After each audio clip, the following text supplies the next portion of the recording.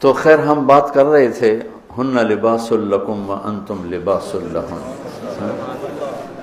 کہ تمہاری بیوی تمہارا لباس ہے، اور اللہ بیویوں سے کہہ رہا ہے تمہارے شوہر تمہارے لباس ہیں۔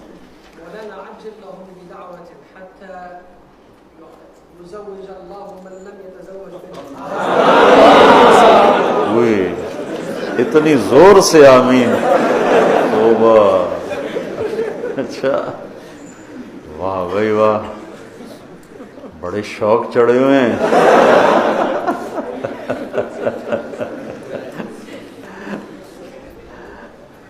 لباس سے تشبیہ کیوں دی ہے؟ کہ کوئی آدمی کسی شخصیت کی تکمیل لباس کے بغیر نہیں۔ زندگی چھوڑ، زندگی کا ہر لمحہ لباس کے بغیر نہیں۔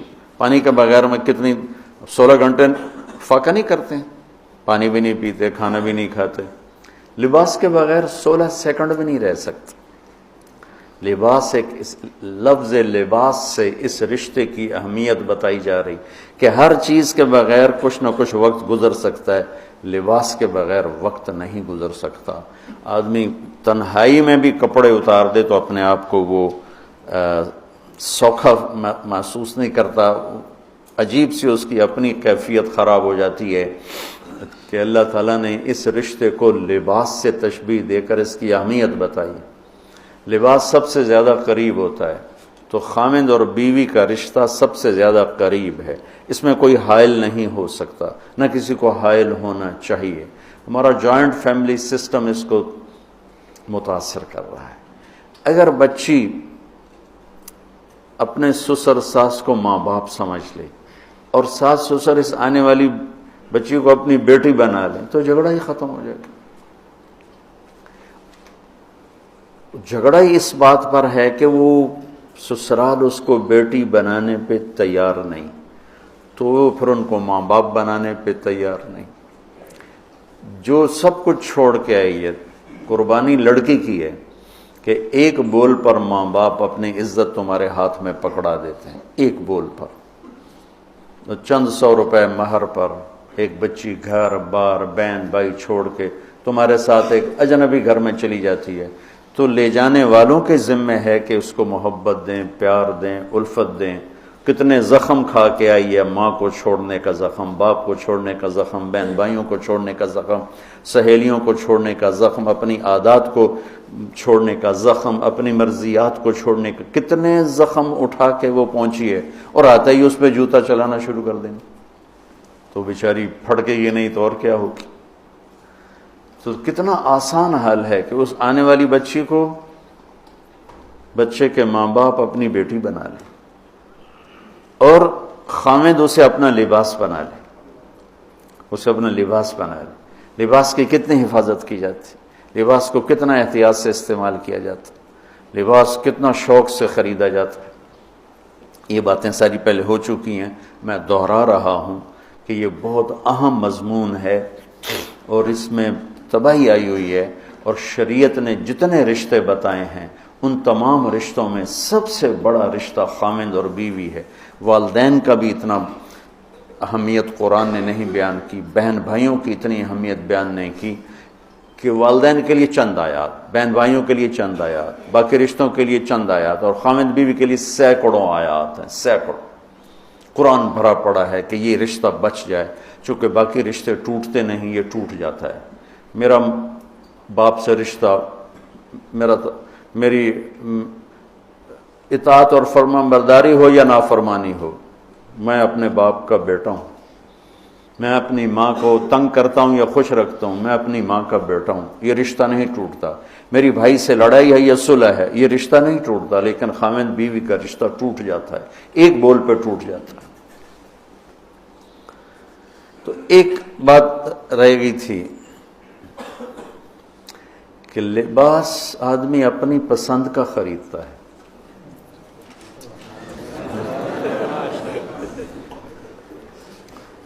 جب چھوٹا بچہ ہوتا ہے پھر تو ماں باپ پہناتے ہیں، جب وہ ہوش میں آ جاتا ہے تو وہ لباس اپنی پسند کا لیتا ہے، ماں کی پسند کا نہیں لیتا، باپ کی پسند کا نہیں لیتا ہے۔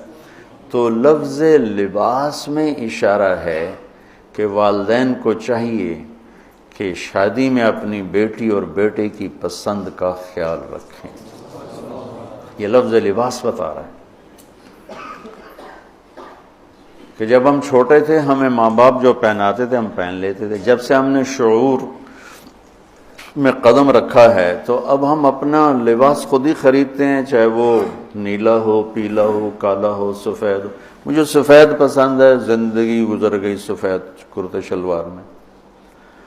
تو لباس میں اس بات کی طرف اشارہ ہے کہ لڑکے لڑکی کی پسند اور ناپسند کو دیکھا جائے۔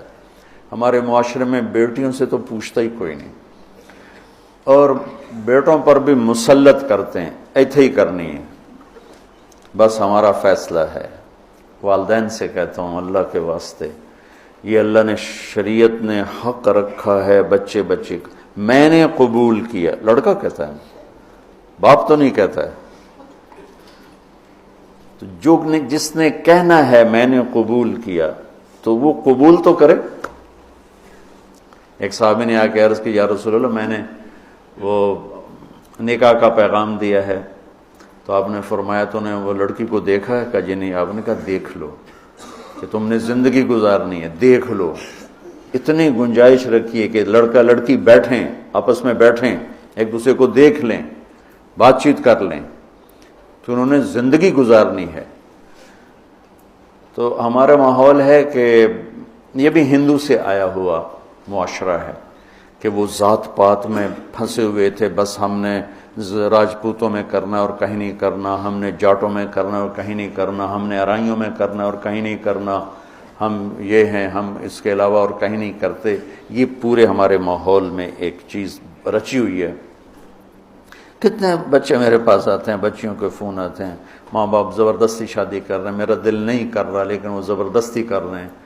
تو اگر زبردستی کریں تو پھر مان جاؤ، قربانی دے دو، پھر بغاوت نہ کرو، قربانی دے دو۔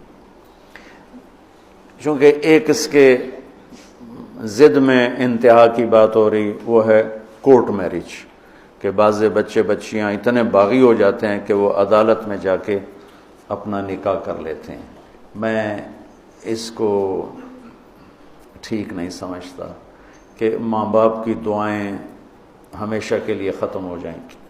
ماں باپ زیادتی کرنے پر آ گئے ہیں، مان جاؤ، مان جاؤ، اور اللہ سے مانگو، اللہ پاک اس میں آپ کے لیے بہتری کی شکلیں بتائے گا۔ اس کیمرے کے ذریعے سے لوگ جو سن رہے ہیں، سارا ملک تو نہیں سن رہا ہے لیکن جو سن رہے ہیں، یہ شادی بچے کا معاملہ ہے، بچی کا معاملہ، اللہ کے واسطے پوچھا کرو، پوچھے بغیر کرنا زیادتی ہے۔ میرے نبی کی حدیث سناتا ہوں، ما تزوجت وما زوجت الا بوحی من السماء نزل به جبریل۔ میں نے شادی کی یا بیٹی کی شادی کی، پہلے آسمان سے وحی آئی، جبریل آئے، پیغام لائے، حکم لائے، پھر میں نے یہ کام کیا۔ ٹھیک؟ حضرت علی رضی اللہ تعالیٰ عنہ پیغام لے کر آئے ہیں۔ پہلے ابوبکر صدیق نے رشتہ مانگا، آپ خاموش، یعنی انکار۔ عمر رضی اللہ تعالیٰ عنہ نے بات کی، خاموش، یعنی انکار۔ عبد الرحمن بن عوف نے حضرت علی سے کہا تم جاؤ۔ وہ فرمانے لگے میں تو بہت غریب ہوں، میرا تو گھر بھی اپنا نہیں، مجھے دے دیں گے؟ کہاں دے دیں گے، تم جاؤ۔ تو حضرت علی تشریف لائے، را کے بیٹھے تو شرم کی وجہ سے بولا ہی نہ گیا۔ تو آپ نے فرمایا علی کیسے آئے؟ وہ چپ۔ اب آپ کو تو پتہ تھا علی کیسے آئے، آپ تو اندر دیکھ رہے ہیں۔ تو آپ نے فرمایا لگتا ہے تم فاطمہ کے رشتے کے لیے آئے ہوگے؟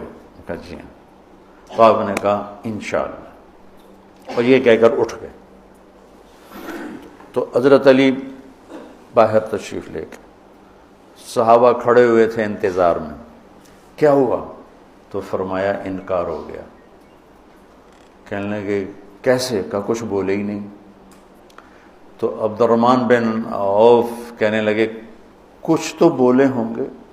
کہا بس انشاءاللہ کہا تھا۔ کہا تو پھر بس مبارک ہو گیا کام۔ تو حضرت علی نے پوچھا وہ کیسے؟ کہ اس لیے کہ نبی کا انشاءاللہ ہاں ہوتا ہے، لہذا تیرا کام ہو گیا۔ اچھا اب بچوں، میرے بچوں سنو، جبریل آ چکے ہیں کہ اللہ فرما رہے ہیں کہ یہ رشتہ یوں ہونا ہے، وہیں ہاں کر دیتے۔ اللہ کے امر کے بعد تو کوئی گنجائش ہی نہیں، وہیں ہاں کر دیتے۔ یہاں کیوں نہیں کی؟ گھر گئے، بیٹی فاطمہ علی کا رشتہ آیا ہے، ہاں کر دوں؟ سبحان اللہ، سبحان اللہ، کمال ہو گیا۔ فاطمہ کا رشتہ آیا ہے، علی کا رشتہ آیا ہے، ہاں کر دوں؟ آپ کا کیا خیال ہے؟ حضرت فاطمہ نے انکار کرنا تھا؟ جنت کی سردار، نبی کے جگر کا ٹکڑا، وہ انکار کرتے ہیں؟ یہ تو آج کی بچے ہماری بیچاری چپ کر کے بیٹھ جاتی ہے، اچھا جی میں تھوڑی مرضی۔ اور وہاں ہمیں تو پتہ نہیں کہ وہی کیا ہے، یہاں تو وہی آ چکی ہے کہ علی اور فاطمہ کی جوڑی آسمان پہ طے ہو چکی ہے۔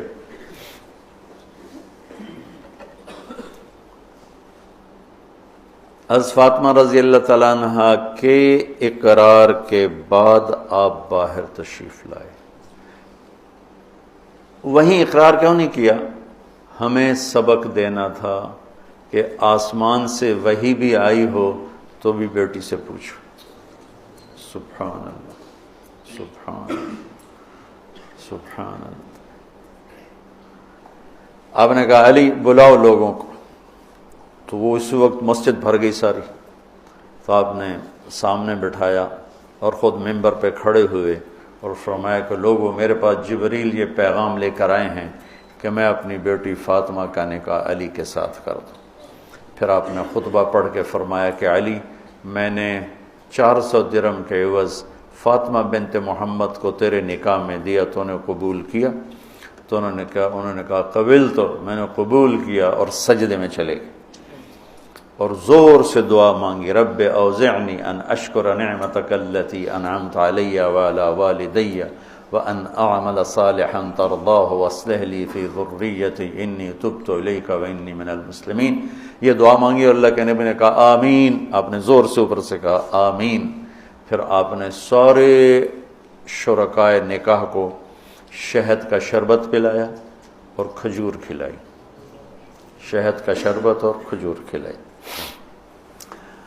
تو آسمانی وحی کے بعد بھی باپ پوچھ رہے ہیں کہاں کر دوں؟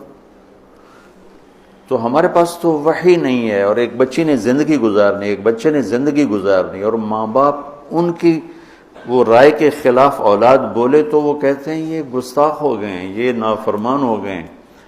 وہ پھر وہ ان کو وہ جذباتی طور پر ان پر پریشر ڈالتے ہیں، ہم نے تمہیں بچپن میں پالا، ہم نے، ماں کہتی میں تینوں دودھ پیوایا، میں تیرے پوتڑے دھوتے، آج تو میرے اگو بلینا ہے۔